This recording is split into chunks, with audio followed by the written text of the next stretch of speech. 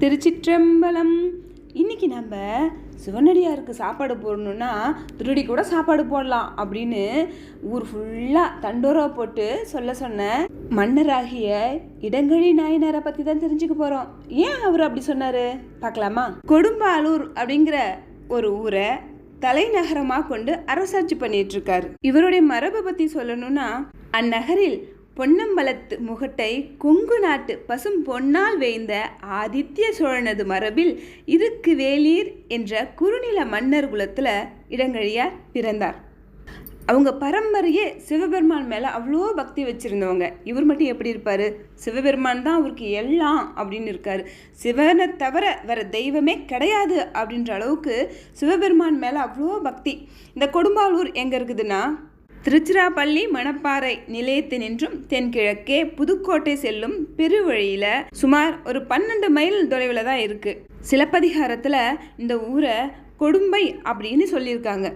இடங்கழி நாயனார் அரசாட்சி பண்ணிட்டு இருந்த இந்த கொடும்பாலூர்ல சிவபக்தி மிக்க ஒரு சிவனடியார் வாழ்ந்து வந்துட்டு இருந்தாங்க.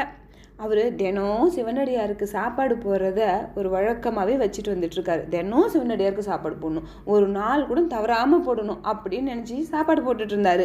ஒரு கட்டத்தில் அவருக்கு அடுத்த நாள் சிவனடியாருக்கு சாப்பாடு போடுறதுக்கு தேவையான அரிசியோ எந்த ஒரு பொருளுமோ காசோ எதுவுமே இல்லை. ஆனால் அவர் மனசில் மட்டும் சிவனடியாருக்கு தவறாமல் சாப்பாடு போடணுங்கிற ஆசை மட்டும் இருக்குது. அப்புறம் அக்கம் பக்கத்துலலாம் கொஞ்சம் கடன் கேட்குறாங்க. யாரும் கடன் தர்றதுக்கு தயாராக இல்லை. இவரா மனசு கஷ்டப்பட்டுட்டு என்ன பண்ணலாம், எப்படி நாளைக்கு அடியாருக்கு சாப்பாடு போடுறது, ஏதாவது பண்ணி கண்டிப்பாக நாளைக்கு அடியாருக்கு சாப்பாடு போடணும், என்ன பண்ணலாம் அப்படின்னு யோசிச்சு பார்த்தவருக்கு ஒரு யோசனை. நம்ம திருடியாவது நம்ம நாளைக்கு அடியாருக்கு சாப்பாடு போடணும்னு முடிவு பண்ணுறாரு. அன்னைக்கு நள்ளிரவு பாதி ராத்திரியில் நேராக அரண்மனைக்கு போய் அங்கே ராஜாவோட கருவூலத்துக்கு போய் அங்கே நெற்கூடு நிறைய நெல்லை சேமிச்சு வச்சிருக்காங்கல்ல, அந்த இடத்துக்கு போய் நெல்லை திருடுறாரு. அங்கே காவா காத்துட்டு இருந்த காவக்காரங்க அவரை பார்த்துட்டு அவரை கூட்டிகிட்டே போய் ராஜா முன்னாடி நிறுத்திட்டாங்க. இவர் நம்ம அரண்மனையில் நெல் திருடுறாரு அப்படின்னு அந்த காவலாளி சொன்னதை கேட்டு ராஜா, ஏன் எதுக்கு நெல் திருடுனீங்க அப்படின்னு கேட்கும்பொழுது அந்த சிவனடியார் சொல்கிறாரு, நான் தினம் சிவனடியாருக்கு சாப்பாடு போகிறத வழக்கமாக வச்சிட்டு இருந்தேன். எனக்கு சுத்தமாக கையில் காசு இல்லை, ஒன்றும் இல்லை, நெல் இல்லை, அரிசி இல்லை, எதுவும் இல்லை, எந்த பொருளும் என்கிட்ட இல்லை. அக்கம் பக்கத்தில் காசு கேட்டாலும் கடன் கூட கொடுக்க மாட்டேங்கிறாங்க. என்ன பண்ணலான்னு யோசித்தேன். ஆனால் எனக்கு எப்படியாவது சிவனடியாருக்கு நாளைக்கு சாப்பாடு போடணுன்ற எண்ணம் மட்டும்தான் இருந்தது.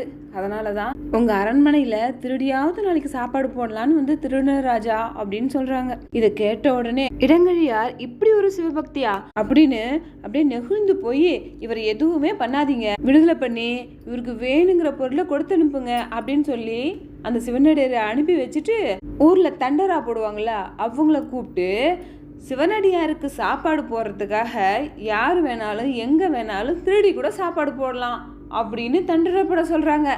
திருடுறது சிவனடியாருக்கு சாப்பாடு போகிறதுக்காக மட்டும்தான் இருக்கணும், முடிஞ்சு தன்னுடைய சொந்த தேவைக்காக இருக்கக்கூடாது அப்படின்னு ராஜா சொல்கிறாங்க. தண்டோரா போட்டதுக்கப்புறம் அங்கங்கே சிவனடியாருக்கு சாப்பாடு போகிறதுக்காக இந்த ஊரில் இப்படி திருடிட்டாங்களாம், அந்த ஊரில் அவங்க அப்படி திருடிட்டாங்களாம் அப்படின்ற இந்த செய்தி ராஜா காதுக்கு வரும்போது ராஜா ரொம்ப சந்தோஷப்படுவார்.